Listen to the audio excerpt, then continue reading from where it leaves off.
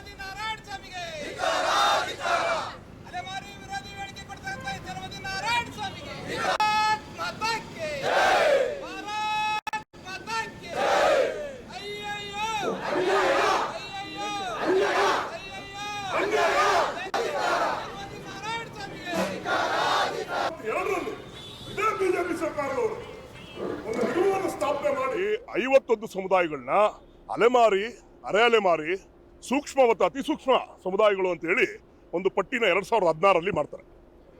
ಕರ್ನಾಟಕ ರಾಜ್ಯ ಸರ್ಕಾರ ಅವತ್ತಿನ ದಿನ ಇದೇ ಕಾಂಗ್ರೆಸ್ ಸರ್ಕಾರ, ಮುಖ್ಯಮಂತ್ರಿಗಳು ಸಿದ್ದರಾಮಯ್ಯನವರು ಇದ್ರು. ಅವತ್ತು 2016ರಲ್ಲಿ ಈ ರೀತಿಯಾದ ಸಮುದಾಯಗಳಿಗೆ ಸರ್ಕಾರದ ಸವಲತ್ತುಗಳು ತಲುಪ್ತಾ ಇಲ್ಲ ಅಂತೇಳಿ ಪರಿಶಿಷ್ಟ ಜಾತಿಯಲ್ಲಿರುವ 101 ಜಾತಿಗಳ ಪೈಕಿ 51 ಜಾತಿಗಳನ್ನ ಅಲೆಮಾರಿ, ಸೂಕ್ಷ್ಮ, ಅತಿ ಸೂಕ್ಷ್ಮ ಸಮುದಾಯಗಳು ಅಂತೇಳಿ ಒಂದು ಪಟ್ಟಿ ಮಾಡಿ ಒಂದು ಕೋಶವನ್ನು ಮಾಡ್ತಾರೆ. ಆ ಕೋಶ ಆದ ನಂತರ ಬಸವರಾಜ ಬೊಮ್ಮಾಯಿಯವರ ಸರ್ಕಾರದಲ್ಲಿ ನಾವೆಲ್ಲ ಒತ್ತಡ ತಂದು, ನಾವೆಲ್ಲರೂ ನಿರಂತರವಾಗಿ ಅದ್ರ ಬಗ್ಗೆ ಸರ್ಕಾರದ ಮೇಲೆ ಒತ್ತಡ ತಂದು ಅವತ್ತಿನ ದಿನ 2022ರಲ್ಲಿ ಇದು ಒಂದು ನಿಗಮವಾಗಿ ಪರಿವರ್ತನೆ ಆಗುತ್ತೆ. ಆ ನಿಗಮದಲ್ಲಿ 51ನೇ ಜಾತಿಯಾಗಿ ಕೊರತೆ ಸಮುದಾಯ ಅಧಿಕೃತವಾಗಿ ಈ ರಾಜ್ಯದ ಅಲೆಮಾರಿ ಪಟ್ಟಿಯಲ್ಲಿ ಇದೆ.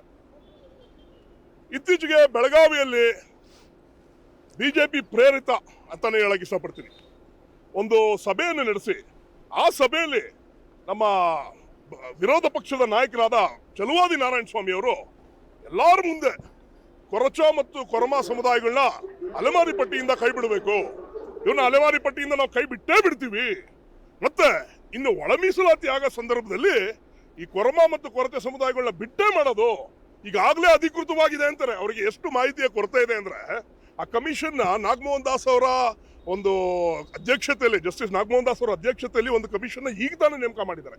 60 ದಿನದಲ್ಲಿ ರಿಪೋರ್ಟ್ ಕೊಡಿ ಅಂತ ಈ ಸರ್ಕಾರ ನೇಮಿಸಿದೆ. ಈಗ ತಾನೆ ಅವರು ರಿಪೋರ್ಟ್ ಕೊಡಕ್ ಮುಂಚೆನೆ ಈಗಾಗಲೇ ನೀವು ಅದರಲ್ಲಿ ಇಲ್ಲ, ಕೊರಮ ಕೊರಚದ್ರಲ್ಲಿ ಇಲ್ಲ, ನೀವೇನು ಎದುರ್ಕೋಬೇಡಿ ಅಂತ ಸುಳ್ಳು ಭರವಸೆಗಳು, ಸುಳ್ಳು ಆಶ್ವಾಸನೆಗಳು ಕೊಡ್ತಾರಲ್ಲ, ಇದೇನು ಸುಳ್ಳು ನಾರಾಯಣಸ್ವಾಮಿ ಅವರೇ, ದಯವಿಟ್ಟು ನಾನು ಹೇಳೋದು, ಈ ರೀತಿಯಾದ ಬೂಟಾಟಿಕೆ ನಡೆಯೋದಿಲ್ಲ. ಜನ ಎಲ್ಲ ಅಬ್ಸರ್ವ್ ಮಾಡ್ತಾ ಇದ್ದಾರೆ.